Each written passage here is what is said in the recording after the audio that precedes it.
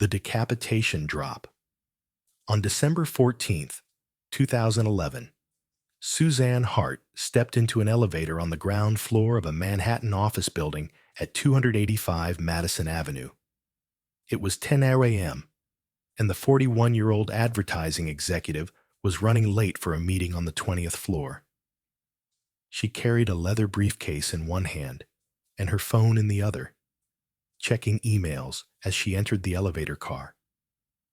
The doors began to close behind her. What Suzanne didn't know was that the elevator had been malfunctioning for weeks. Building maintenance logs later revealed multiple complaints about the car lurching between floors and stopping unevenly. As Suzanne stood inside the elevator car, her finger hovering over the button for the 20th floor, the doors suddenly reversed. They opened again, even though she hadn't pressed anything. The doors began to close a second time. Suzanne took a step forward, positioning herself closer to the button panel. Then the elevator car dropped. It fell approximately 20 feet in less than 2 seconds. Suzanne's body didn't fall with the car. She was caught between the closing doors at the exact moment the elevator dropped. The doors continued closing with hydraulic force as the car fell away beneath them. The result was instantaneous decapitation. The elevator car's ceiling, which should have been level with the lobby floor, was now 20 feet below.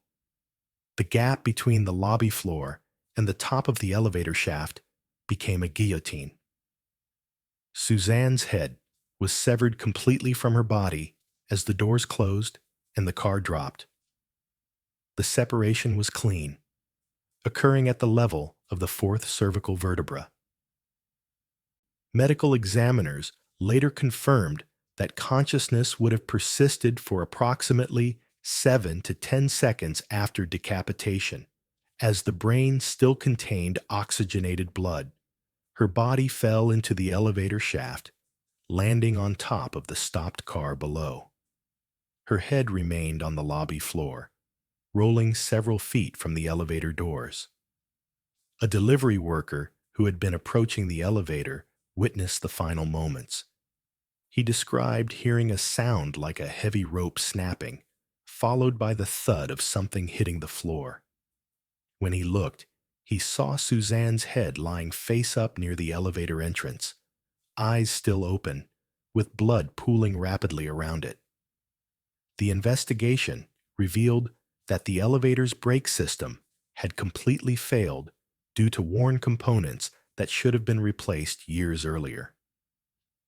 The door sensors had also malfunctioned, allowing the doors to close on an obstruction. Transcell Elevator was fined $10,000, the maximum penalty allowed under New York law at the time. Crushed in the machinery. On October 30th, 2003, Dr. Hitoshi Nikaidoh finished his shift at Christus St. Joseph Hospital in Houston, Texas. The 35-year-old surgical resident had been working for 16 hours straight and was exhausted. At approximately 9:30 p.m., he entered an elevator on the second floor, heading down to the parking garage. He was alone in the car. The doors closed, and the elevator began its descent. Halfway between the second and first floors, the elevator suddenly stopped. Nikaidoh pressed the emergency call button and waited. After about 30 seconds with no response, he decided to try to exit the elevator himself. The elevator car had stopped with its floor roughly aligned with the gap between floors, leaving about a 3-foot opening at the top of the car. Nikaidoh could see the first-floor hallway through this gap. He reached up and grabbed the edge of the first-floor entrance, pulling himself up to climb out. His head and shoulders emerged through the opening. At that exact moment, the elevator's brake released. The car suddenly shot upward with tremendous force. Nikaidoh's body was caught between the rising elevator car and the stationary first-floor ceiling. The elevator's motor, designed to lift thousands of pounds, continued pulling the car upward with unstoppable mechanical force. Nikaidoh was trapped in a closing vise. The pressure was catastrophic. His chest was compressed first, crushing his rib cage inward. Bones snapped like dry wood. His sternum fractured and collapsed, driving fragments into his heart and lungs. The compression continued as the elevator rose. His internal organs were squeezed with such force that his abdominal cavity ruptured. Blood vessels burst throughout his torso. But Nikaidoh remained conscious. Medical experts later explained that the compression, while immediately fatal in terms of injury severity, did not cause instant death. His brain continued receiving oxygen for nearly 45 seconds as his body was systematically crushed. He was aware, experiencing the full horror of being slowly compressed between two immovable surfaces. Hospital staff on the first floor heard screaming coming from the elevator shaft.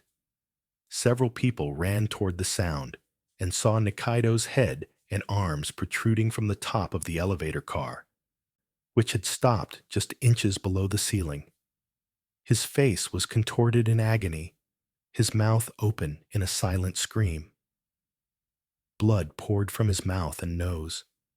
His eyes were open, moving, looking at the people who had come to help. When they finally lowered the elevator car and extracted his body, the extent of the injuries became clear. His torso had been compressed to less than half its normal thickness. Every rib was broken. His heart had been crushed flat. His lungs had burst. The medical examiner's report listed cause of death as traumatic asphyxiation and massive internal crushing injuries. The investigation revealed that the elevator's brake system had a critical flaw. When the car stalled between floors, the brake was supposed to remain engaged until manually released by a technician. Instead, the brake had automatically reset after 30 seconds, causing the car to resume its upward movement. The free fall. On July 28, 1945, a B-25 Mitchell bomber flew through thick fog over Manhattan and struck the north side of the Empire State Building between the 78th and 79th floors. The impact killed the 3 crew members instantly and ignited a massive fire. Burning aviation fuel poured down elevator shafts, turning them into vertical furnaces. Betty Lou Oliver was a 20-year-old elevator operator working on the 80th floor. The explosion threw her across the room, causing severe burns to her face and arms. Rescuers found her conscious, but badly injured. They decided to evacuate her immediately using one of the building's express elevators. What the rescuers didn't know was that the plane's impact had severed multiple elevator cables throughout the building. 2 rescue workers accompanied her into the car. The doors closed, and the elevator began its descent from the 75th floor. They made it down approximately 40 floors before the cables snapped. The elevator car entered free fall. Betty Lou and the 2 rescuers experienced complete weightlessness as the car plummeted down the shaft at increasing speed. The sensation lasted approximately 6 seconds. The car accelerated to an estimated 120 miles per hour before striking the bottom of the shaft. The impact was devastating. The 2 rescue workers were killed instantly, their bodies crushed by the deceleration force. Betty Lou, who had been standing in the center of the car, was thrown upward at the moment of impact, then slammed back down onto the crumpled floor. The elevator car compressed like an accordion, reducing its height by more than half. But Betty Lou survived. When rescue workers finally cut through the wreckage hours later, they found her alive, conscious, and able to speak.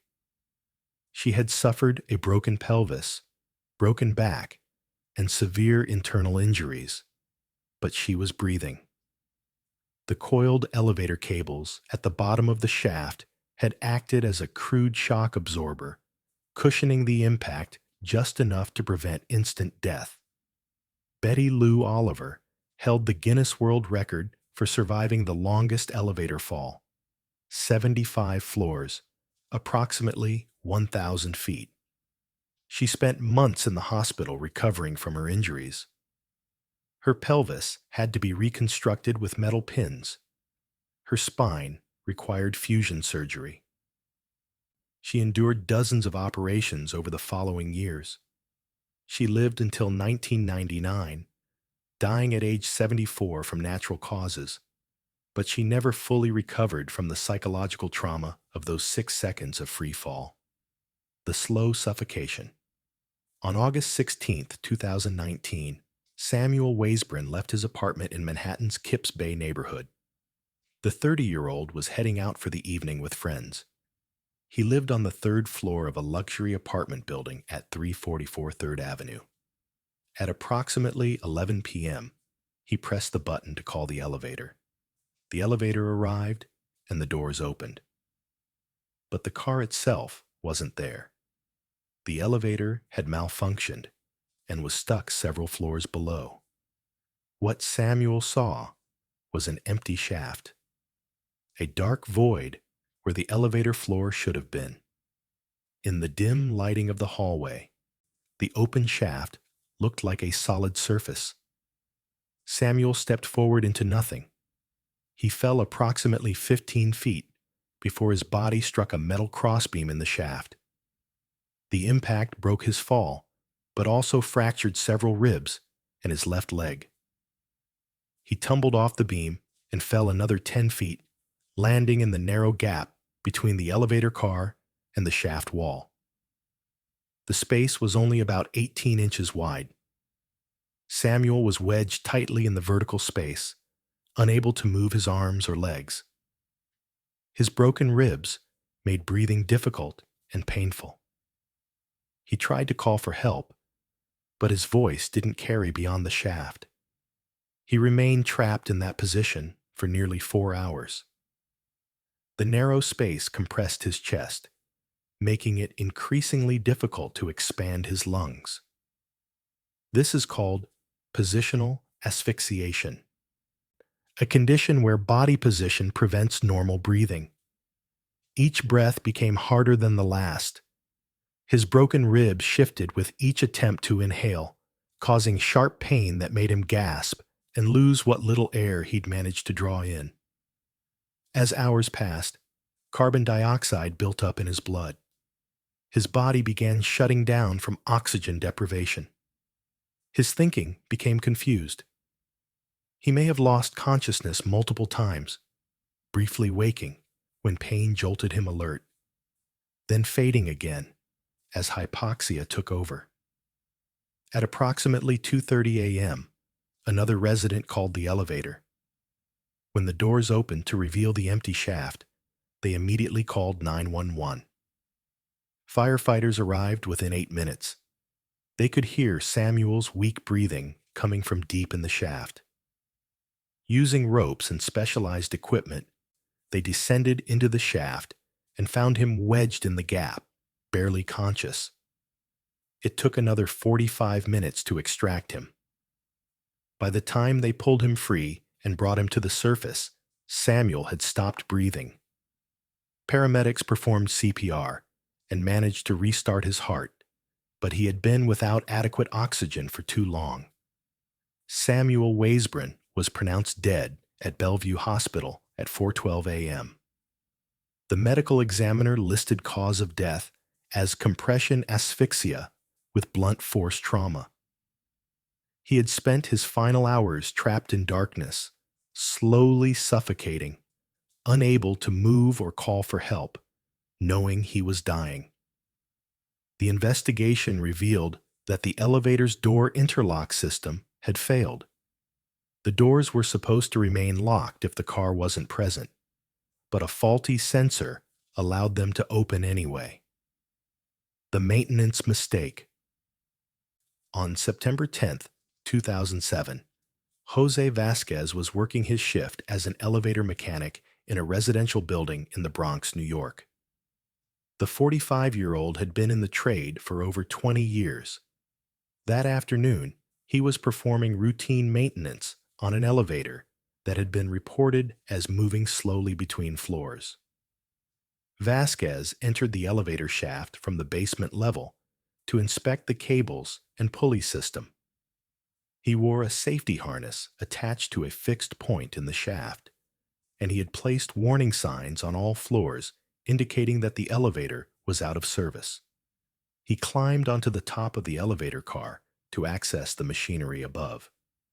What Vasquez didn't know was that another maintenance worker in the building had removed one of the warning signs. A resident on the 8th floor, frustrated by the out-of-service elevator, pressed the call button. The elevator's control system, which should have been locked out during maintenance, had not been properly disabled. The elevator car began to rise. Vasquez was crouched on top of the car, working on a cable assembly. He felt the car start to move beneath him and immediately looked up. The shaft ceiling was approaching rapidly. He had approximately 3 seconds to react. He tried to flatten himself against the top of the car, but there wasn't enough clearance. The space between the top of the elevator car and the shaft ceiling was only about 2 feet. Vasquez's head and upper back struck the ceiling first.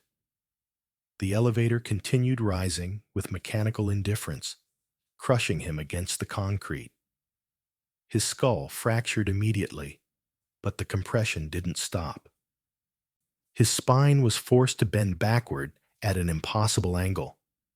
Vertebrae separated and shattered.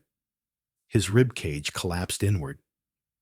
The elevator car continued upward for another 6 inches before its safety mechanism finally engaged and stopped the movement. By then, Vasquez's body had been compressed into the narrow space. His head was crushed nearly flat. His chest cavity had collapsed completely. Blood ran down the sides of the elevator car and dripped onto the floor below. When they finally extracted him from the narrow space, his body was barely recognizable. The compression had been so severe that his torso was less than 6 inches thick. Every bone in his upper body was broken. His internal organs had ruptured and been forced out through tears in his skin. The medical examiner determined that Vasquez had remained conscious for approximately 15 to 20 seconds after the initial impact. His brain continued functioning even as his skull was being crushed, meaning he experienced the full horror of being slowly compressed to death. If you want to see more videos like this, click the video on screen now and make sure to subscribe.